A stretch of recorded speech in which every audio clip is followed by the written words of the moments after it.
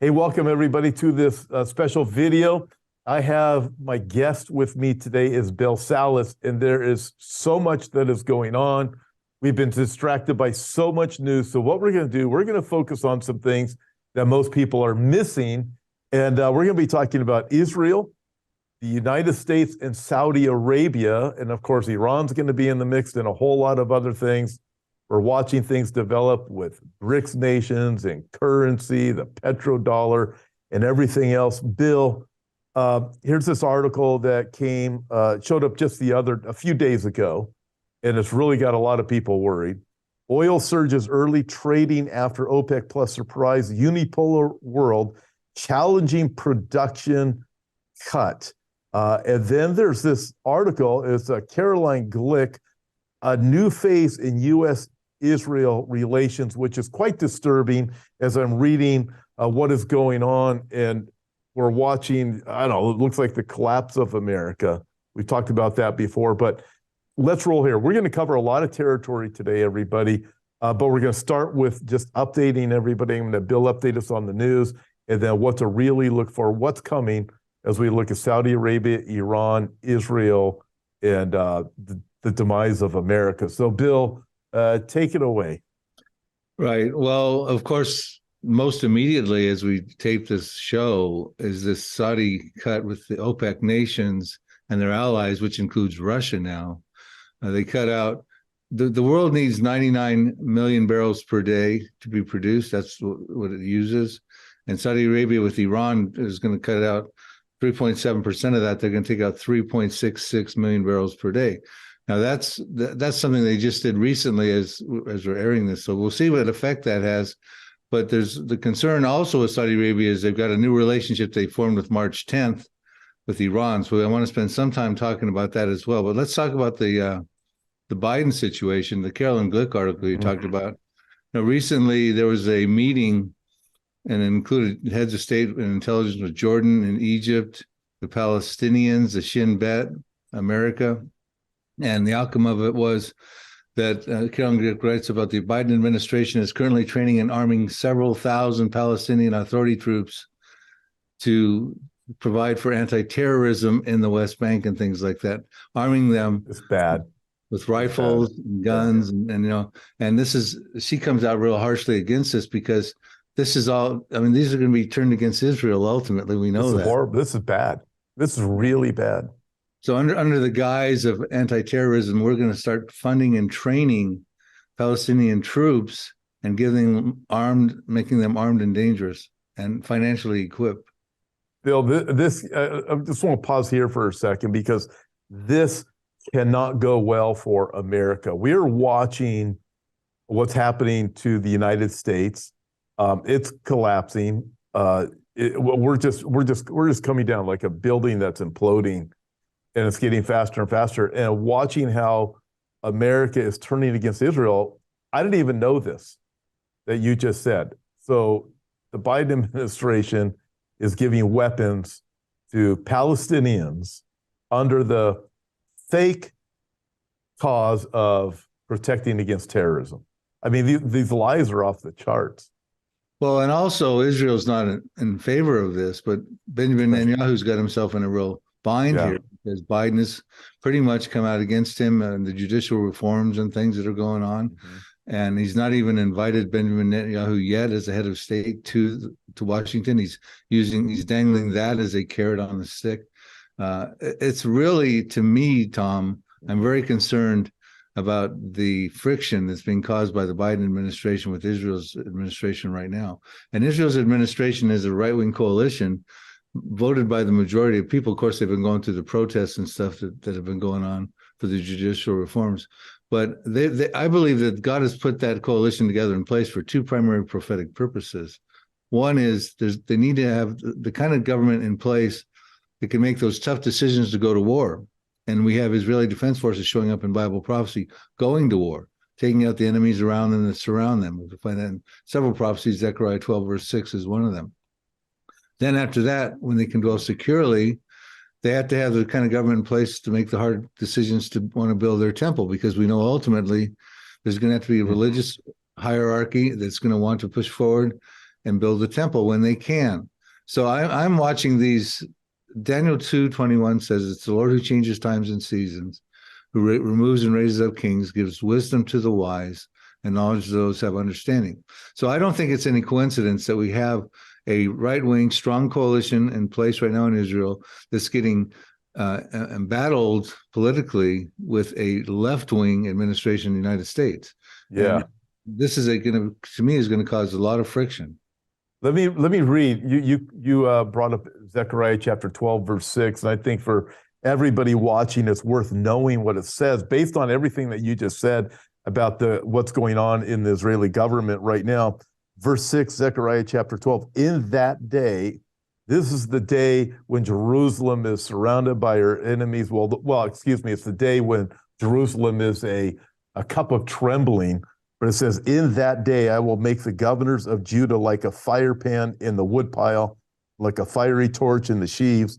They shall devour all the surrounding peoples on the right hand and on the left, but Jerusalem shall be inhabited again in her own place. And then it also says a few verses later, verse 8, in that day the Lord will defend the inhabitants of Jerusalem.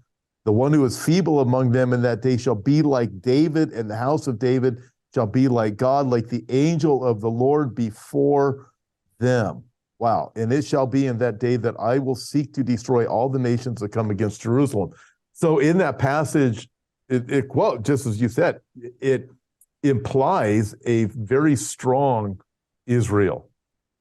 Well, it does. And like you said, Zechariah 12:2 says, a day will come when the peoples round about, not the world at large, not the Ezekiel 38 outer ring of nations, but the people round about that share common borders with Israel, they're going to come to lay siege on Judah and Jerusalem.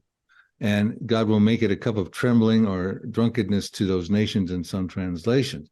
So they're going to come against them, but the Israeli Defense Forces in that day, the governors of Judah, that's the Hebrew word is Elufim, which is the term for a lieutenant or a military leader in the Israeli Defense Forces even today.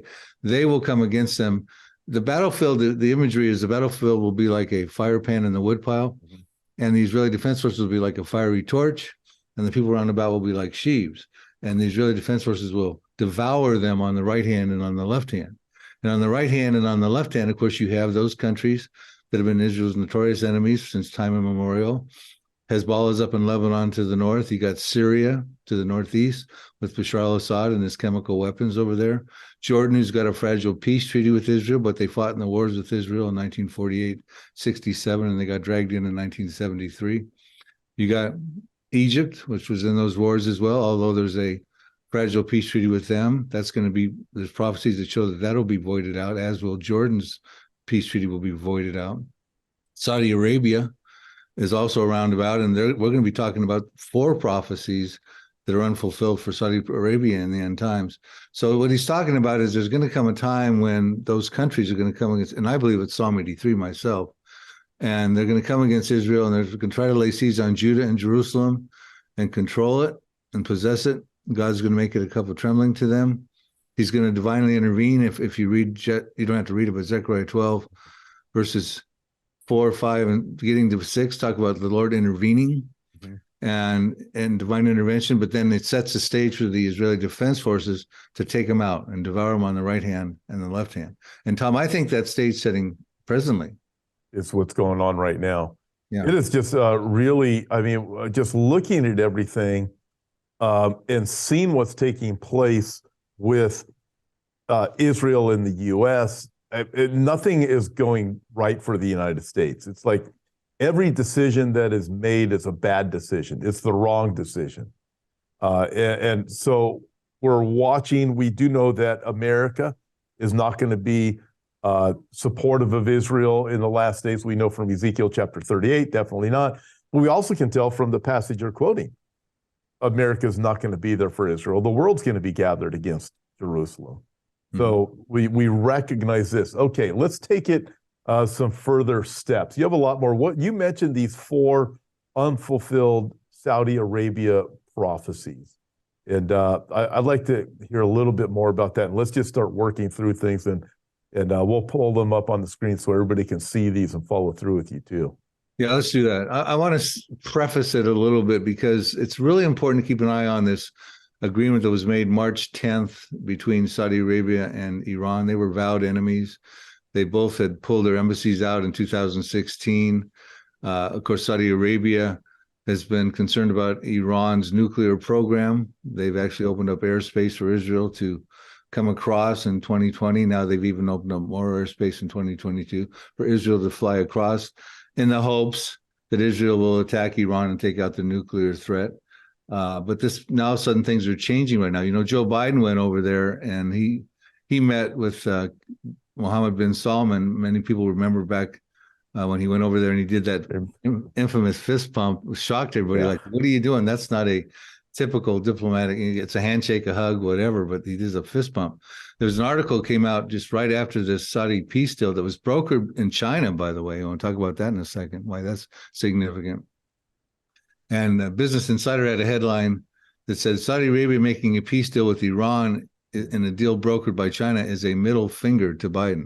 So when Biden did the fist pump, he was basically asking Saudi Arabia to open their spigots and produce more oil. And when Biden left, they said, we will not do that.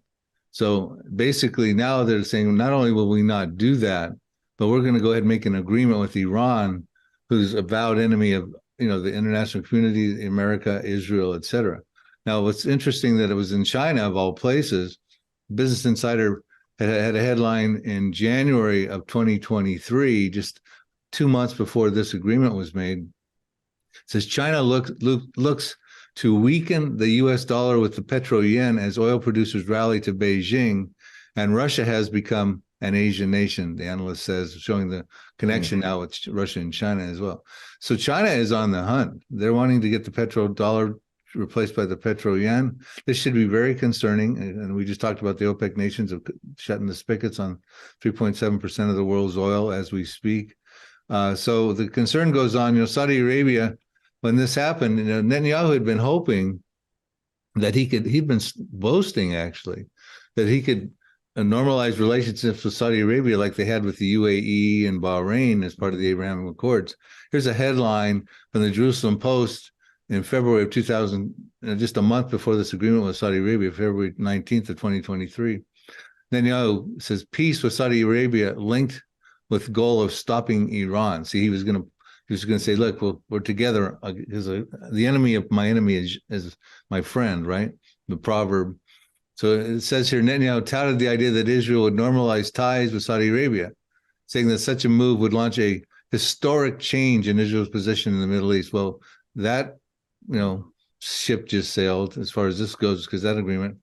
Saudi Arabia did offer an olive branch that won't be acceptable to this is a headline that came out that says Saudi Arabia offers its price to normalize relationships with Israel. Okay, you want normalization?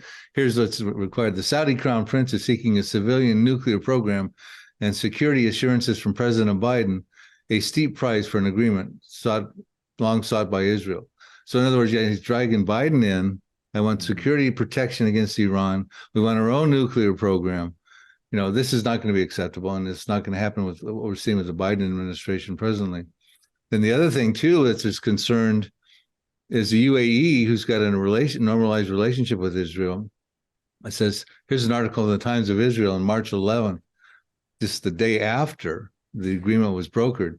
The UAE welcomes the Iran-Saudi deal as an important step of regional stability and prosperity.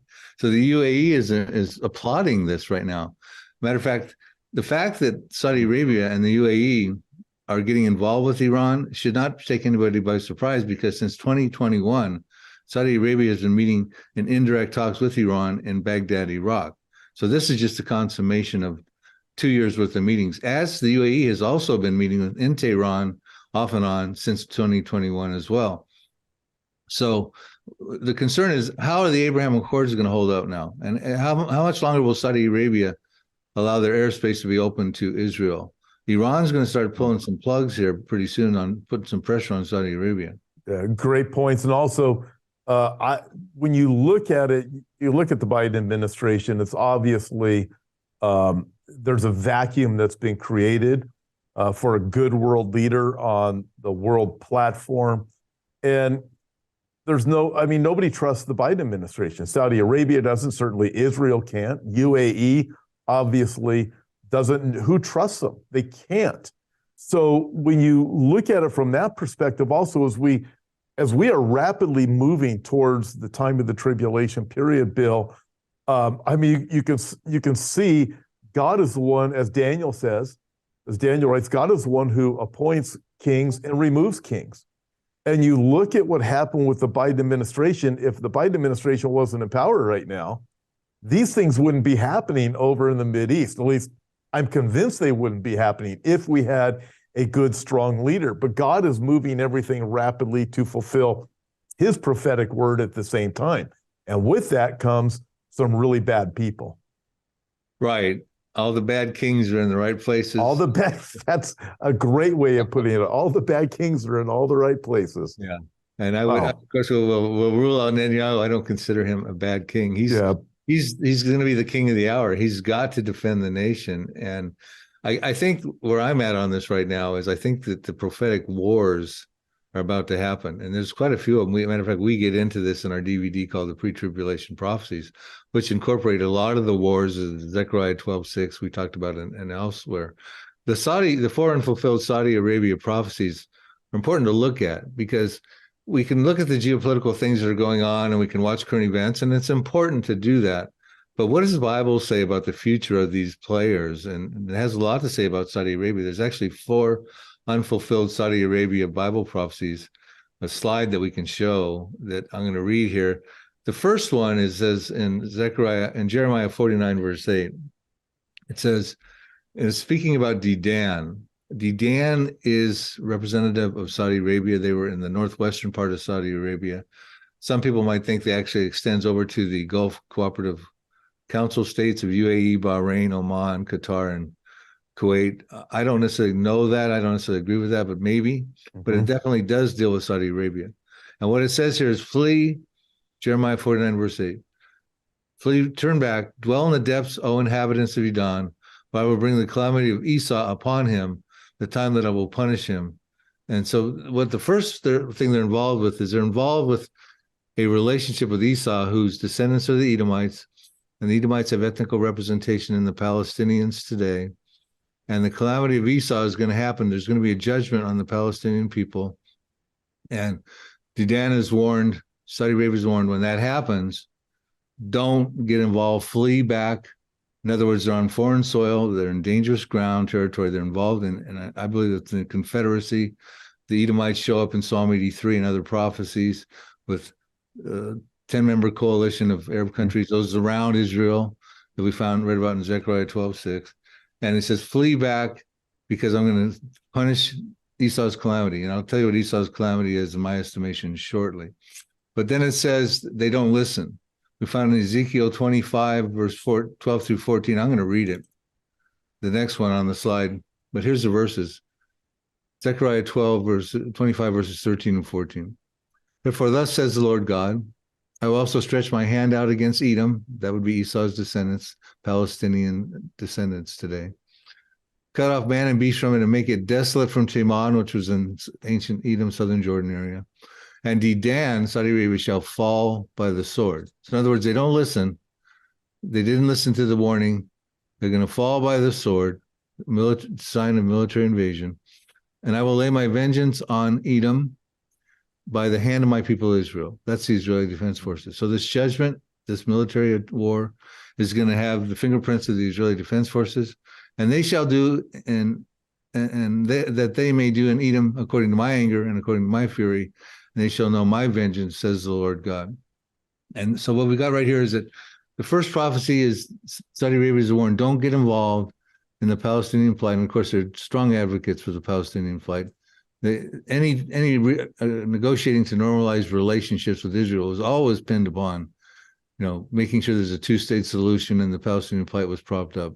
They always advocated that. They're going to be involved in a military confederacy. They're told, flee back, don't be involved. The calamity of Esau is going to come. They don't listen. And we find in Ezekiel 25:14 that many of them Dedan shall fall by the sword. That was the second prophecy. So let's talk about those two for just a minute, and then I want to get into the calamity of Esau and explain what that is and how detrimental that is for the Edomites, now the Palestinians. So I look at all of these different prophecies that you have here, these 4 different prophecies, that includes Psalm 83 and Ezekiel chapter 38. You start looking at all of these things. We're watching everything race towards this fulfillment. You're talking about a strong Israel, strong IDF, in a weaker and weaker United States of America. What do you see next on the calendar? Well, basically, I mean, apart from the rapture, because we don't know when that's going to take place, but apart from that, well, I personally am looking for this scenario to find fulfillment. I'm looking for the Iran prophecy. Iran's a subject of dual prophecies. mm-hmm. Ezekiel 38, they're listed as Persia. Most of your viewers are familiar with that massive Gog and Magog invasion. Mm-hmm. They're also involved in Jeremiah chapter 49, verses 34 through 39, in a prophecy of Elam written by Jeremiah in 596 BC, before Ezekiel wrote about Persia around 586 BC. They were contemporary prophets of each other, Jeremiah and Ezekiel. But Jeremiah writes about Elam, which is the territory of modern-day Iran when you look at a map, that hugs the Persian Gulf. That's where the Bushehr nuclear reactor is. Mm-hmm. That's where all of Iran's underground missile silos are. That's where Iran's portable rocket launchers are. That's where Iran's underground air base is, where they're getting the Russian the Su-35 fighter jets over there. That's the area Israel has to fly over to get to Fordo, the underground nuclear facility, and Natanz and Parchin and those places, because we do suspect Israel's about to do that. So I'm thinking Israel's going to attack Iran, and they got to take out that area there of Elam with all those missiles, and they got the hypersonic missile now they just announced it can get to Israel in 400 seconds, which is 6.66 minutes. That's there in this territory of Elam. This is a separate prophecy than Ezekiel 38 with Persia. Persia's involved in that, not this. Jeremiah knew about Persia, but he doesn't list them. He talks about Elam specifically, territorially. And it says he's going to break the bow of Elam at the foremost of their might. So the bow meaning the missiles. And so Israel's going to try to go through there, and they're going to have to take out this whole section there, which, by the way, is where the Bushehr nuclear reactor is as well. And that's dangerous. And there's going to be 2 more Bushehr reactors built by Russia. They got a contract to build 2 more, so there'll be 3 there, depending on when this prophecy finds fulfillment. So I'm watching that, and I think that's going to fulfill Jeremiah 49, 34 through 39. We can get into more depth on the prophecy, but I think what then happens, Tom, is Iran's going to call on its proxies to come after Israel. And okay, I'm going to ask you about that in just a second too, both a little bit more on Jeremiah 49 and what you foresee Iran is going to do regarding its proxies. What you think in Hezbollah and the Houthis and so forth. Let me come back to that in a minute. I'm looking at some of the maps that you have, and everybody else is able to see them too. Iran's double trouble in the latter years. Iran is in dual end time prophecies. You talked about that. You have this great map that you have done, Persia versus Elam, so everybody can see that one. Then you have the Elam prophecy map that is written there, Jeremiah 49, along with Ezekiel chapter 38, verse 5. You have these great pictures of the missiles.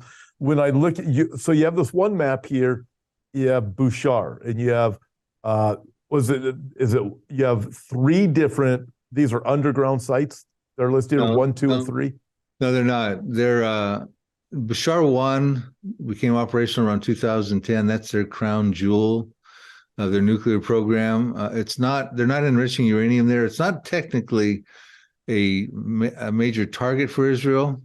Matter of fact, it's concerning if they were to strike that particular Bushehr reactor, it'd create a disaster across the Persian Gulf.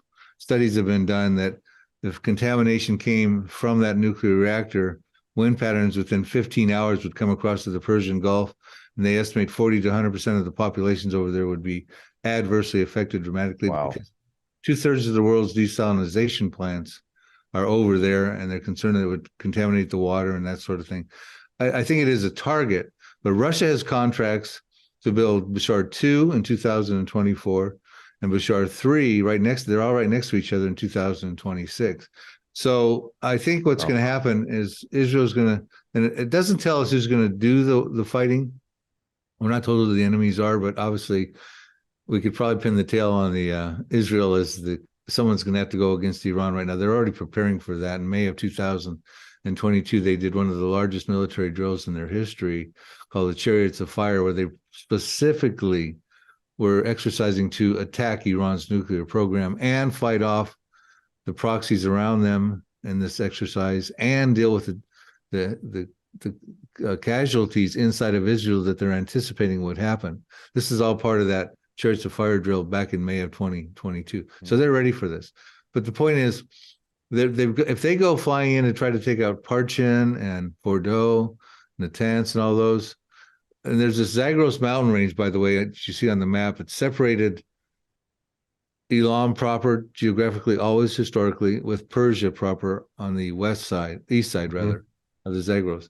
43% of Iran's population, there's 88 million people in Iran, 43% of them live in this Zagros mountain range, which comes into play in the prophecy. We'll talk about that in a minute, because it will be exiles.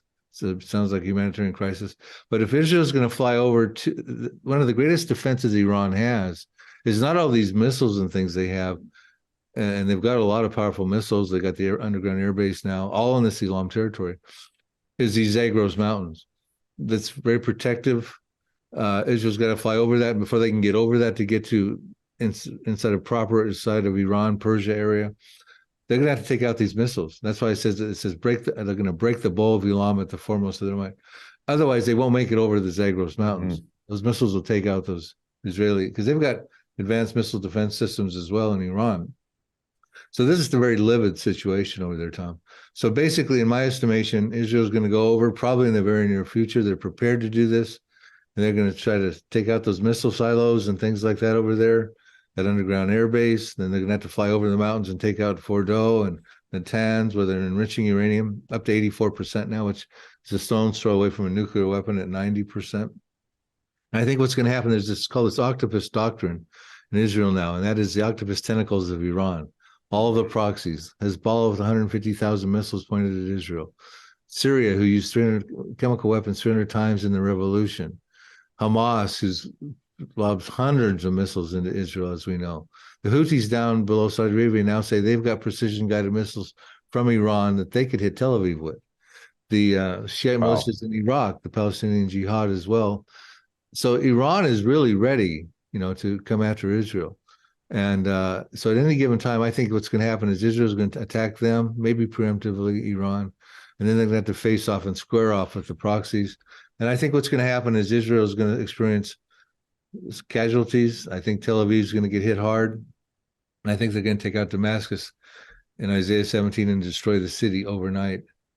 It says in Isaiah 71, behold, burn against Damascus, behold, Damascus shall cease from being a city, it shall be a ruinous heap. And Isaiah 17:9 says, the desolation will be caused by the children of Israel, Israeli Defense Forces. And Isaiah 17:14 says, one night you see him, speaking of Damascus, in the masculine pronoun, but in the morning, he, Damascus, is no more. This is the portion of those who rob us and those who plunder us, meaning self-defense. Israel has to take out the city in self-defense. There is a lot there. So as I look at it, it's for Israel to strike against Iran and take out their nuclear plans. Israel has to be ready to deal with all of the proxies that Iran has. And there's a lot of them. As you mentioned, the Houthis, I didn't know they could reach that far, all the way up to Tel Aviv. You have Hezbollah in the north, you have Hamas, you have all these other splinter groups that are there. Now, as you mentioned early on, you have Biden administration giving weapons to the Palestinians for terrorism, or to supposedly protect themselves against terrorism. What a joke that is.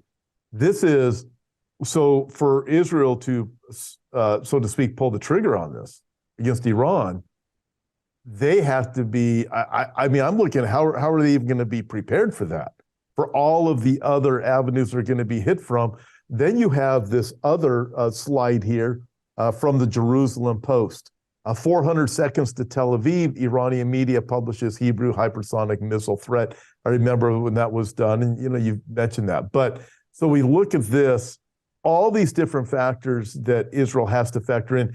And if I remember right from Isaiah chapter 17, the destruction of Damascus, the way I've read it before is Israel takes some pretty severe hits, or appears to take severe hits in the northern part of Israel. Is that right?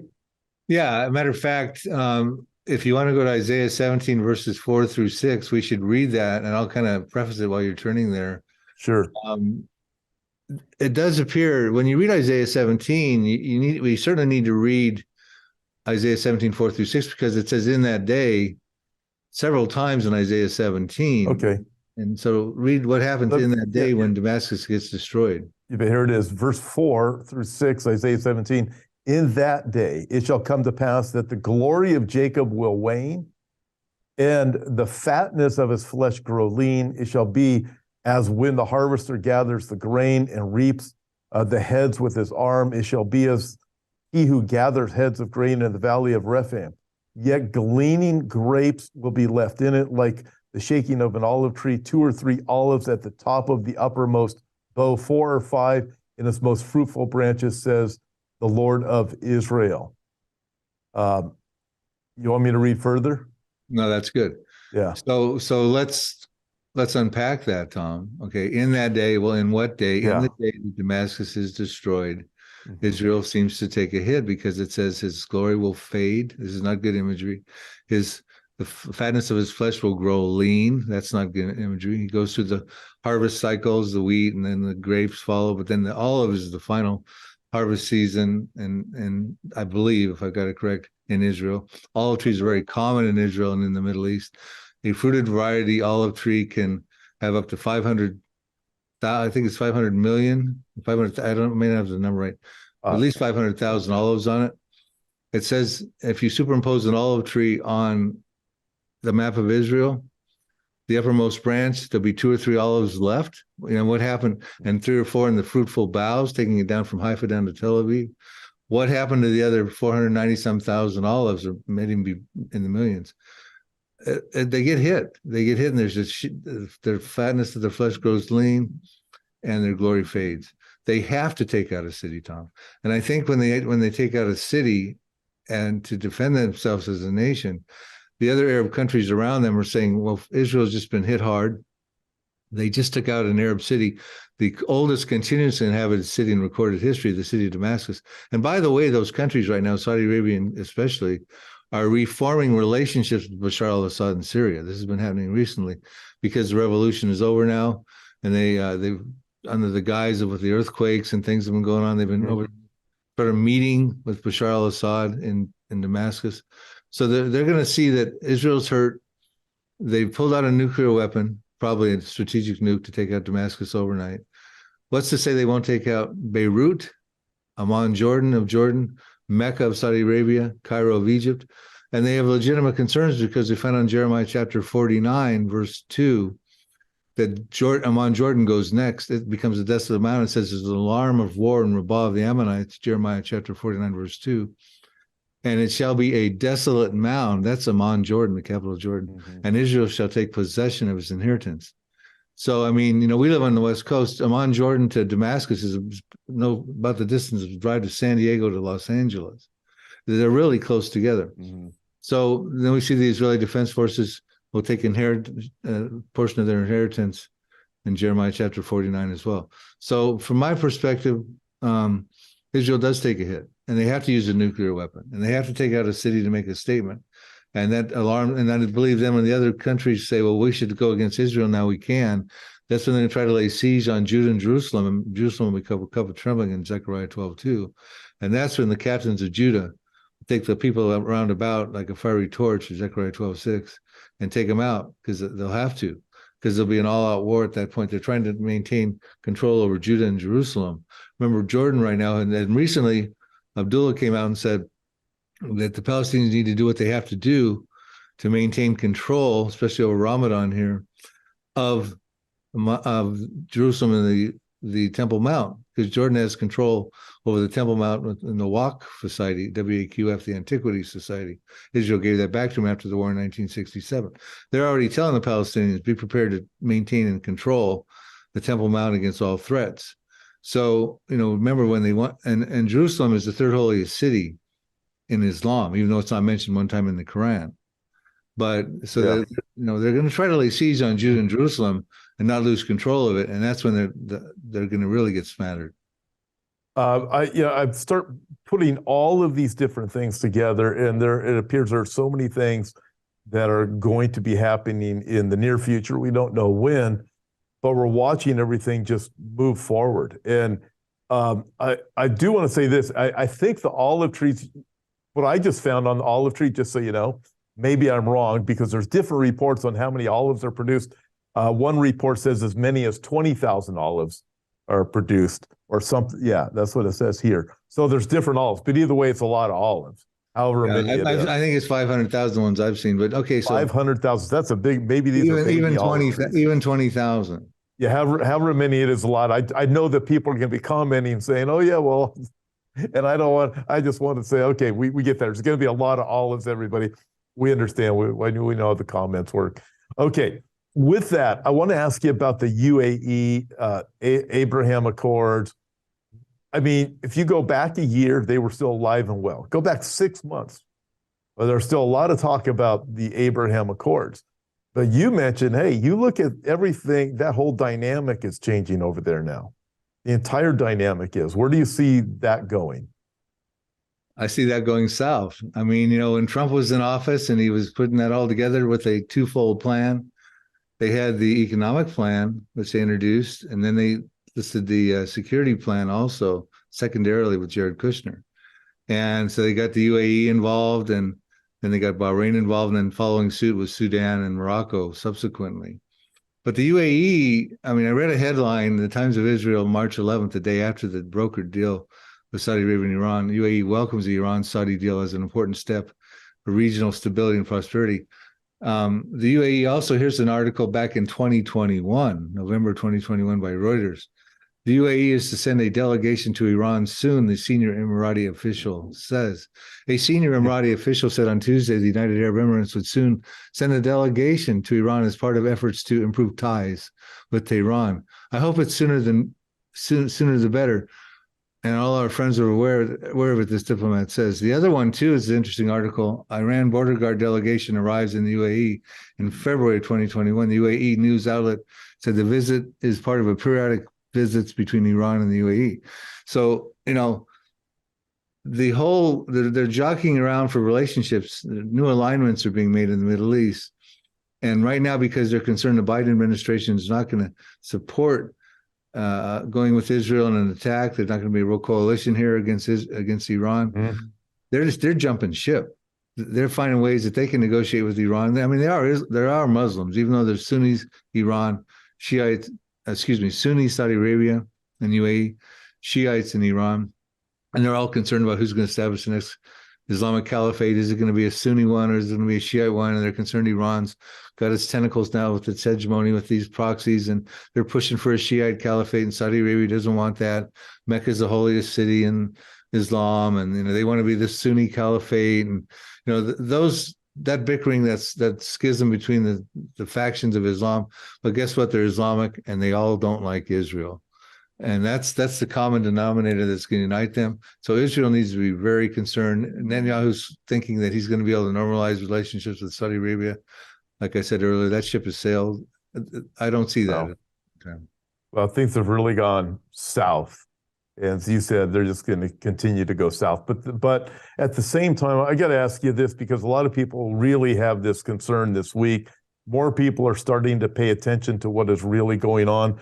But just a few things just that are worth just thinking about. And as I look at everything, when I put it together, here's just some of the things that we've been watching. The news on the petrodollar. Russia trades more in yuan than the dollar for the first time ever. We know about the different sanctions. We know about what you were talking about very early on. We have China and Russia, and you had a name for this new alliance that's being formed there. Banks are on the edge of the cliff, where we keep hearing more and more about what is going on with that. Trillions of dollars seem to be printed up and poured into the economy. We have threats of other wars. So we still have Ukraine issue. Who knows what the Biden administration and the warmongers here in the United States want to do? Doesn't look good there. So, I mean, we're watching so many different factors. And then you throw in, now we hear that there's threats of more pandemics. We have what appears to me to be, Bill, when I look at what's happened in the United States of America, as it plays out on the world stage, is in Romans chapter 1, God says, I'll give them over to a reprobate mind. And when you see it's every single decision that the Biden administration makes, followed by all of the media outlets, followed by Hollywood and everything else, talk shows, it appears to be a reprobate mind. Every decision is just a really bad decision. It points to our own destruction. It's woke. When I would look at reprobate, I'd say, well, if I would look at one word that would define the mind that's gone reprobate, it's the woke mind. No decision can be made that's good. And as we watch what is happening to Israel by the United States of America, it's appalling. We knew it was going to come to this place someday where it's only going to grow worse, but it's not even about just saying, hey, we're going to abandon Israel. I look back to, remember when Netanyahu visited Congress during Obama administration and how ticked off Obama and his people were? Mm-hmm. I look at the Biden administration as being like Obama 2.0. Yeah. And it's Obama behind the scenes pulling these things, saying, this is payback for everything you did, Netanyahu, when you visited Congress. I'm paying you back. But it's going to be to the destruction of America. Israel is never going to go away. They've got a tough road ahead of them, no doubt about it. But Israel's not going to go away. But America, we're like in a free fall. Do you have any thoughts on these things? Well, I do. And I agree with you on the Romans 1 analogy. Also, I would want to make a statement on the petro yen versus the petrodollar. We need to be watching that closely because China is the number one importer of oil from Iran and a very large importer of oil from Saudi Arabia. So it would be a real natural evolution to start trading in the petro yen versus the petrodollar. And with Jerome Powell on his interest rate increase rampage, the last thing we need right now is the petrodollar to fall off the shelf, right? So we got to watch that. But what you're talking about with America is not new news, Tom. I mean, we go back to Supreme Court decisions of the land in this back 60 plus years, 1968, 69, 68, these are Supreme Court decisions. And we're basically saying to God, we don't really need you anymore. We got this. We're going to take prayer out of the schools. It's 1968 with us. We're going to take Bible reading out of the schools. Supreme Court decision 1969. You know what? We got too many children. We're going to have abortions. Roe versus Wade, 1973. Even though that's been overturned, it just threw the hot potato into the states' hands. It didn't abolish it in all states. Then you had 2013 when Obama was president. You had the DOMA Act was repealed. In other words, Defense of Marriage Act could not define the constitutionality, so they abandoned that. Then that sets the way when you can't define marriage to the Obergefell-Hodges case in 2015, approving same-sex marriages. And Biden has recently come out and reinforced that with a decree he signed not too long ago. So, Tom, I mean, we basically said to God, we don't need you anymore. So abandonment, wrath, in Romans 1 is what we've been experiencing. God is giving us over to a reprobate man, to lust of the flesh, to sexual perversion, those sorts of things. And when you see those things happening, Mark Hitchcock does a good spiel on this. The Greek word is paradiomi, when giving over 3 times he talks about. When you see those things happening in a country, it means he's not doing that. He's already done that. He's already given them over. Now you're getting the repercussions of God abandoning the country. We said we don't need you, and he abandoned us. Now when you say we're going to turn our back on Israel, now we're doing Genesis 12:3, God's foreign policy, which says, I'll bless those who bless you, speaking of Abraham, goes on through to his descendants. But I will curse those who curse you. The one thing we had in as our trump card, I'll use that word tongue in cheek, was we were supporting Israel. We always have been, right? But I'm concerned now that that support is waning and we're putting a lot of pressure on Israel.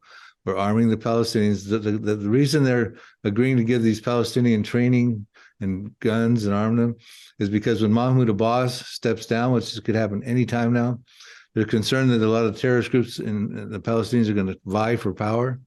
And they're trying to have people, these trained troops by American training and rifles, try to prevent this power surge and transformation. It's like, what a terrible strategy, Tom. And so now we're arming people who are going to come against Israel. Will they really defend them? Will they really kill Palestinians in the West Bank? And I don't see that happening. Yeah, it's really awful to see what is happening, but at the same time, God said it was going to be this way. So we know as we look at everything, hey, we just have more and more evidence that prophecy is about to be fulfilled because we can see, Bill, you and I have been talking a long time, we can see everything converging, and man, is it converging. And I think here we are, it's Good Friday today, and we have Resurrection Sunday that is coming, and it's a reminder, Jesus came the first time to forgive us of our sins, and he is coming again. And as my friend Don Stewart says, you can't make this stuff up. Everything is happening. And Bill, I love how you laid everything out there today to help understand the things that are developing, the direction that things are going. And we have the Bible to remind us and strengthen us that God is sovereign. Everything is happening exactly the way God said it would. So for us, we press forward in courage and strength and faith, knowing God is in control. Bill, you have any final thoughts for everybody watching? Well, I always like to say, quote my good friend Chuck Missler, who's our friend and who's now gone on to be with the Lord. He says, "Don't take our word for it. Be a Berean," Acts 17:11. They're more noble than those in Thessalonica, because they would hear these things, but they would search the scriptures daily to see if they'd be true. There are some people who think the Elam prophecy has already been fulfilled by Nebuchadnezzar II back in 586 BC period of time, the Babylonians. Some think it was fulfilled with Alexander the Great in the Greek Empire. I have lots of research that shows why that was not fulfilled back then. Some people say, well, Bill, you're just reading headlines and doing newspaper exegesis, but I would say there are people like Arnold Gaebelein in 1922 that said Jeremiah 49, Elam prophecy, was yet future. J. Dwight Pentecost in 1958 said it. John Wilver in 1999 said it was yet future, and Arnold Fruchtenbaum in his book Footsteps of Messiah in 1983 said it's yet future. These guys are not reading newspaper headlines. They've been on the lookout for a future fulfillment of Jeremiah 49, the Elam prophecy. And Tom, I'm thinking with what we talked about today, that stage is set. Yeah, it certainly is. Lord Jesus, come quickly. Bill, thank you for joining me today. And listen, God bless you. God bless you all. Resurrection Sunday is coming a couple of days away. God bless you. Talk to you later.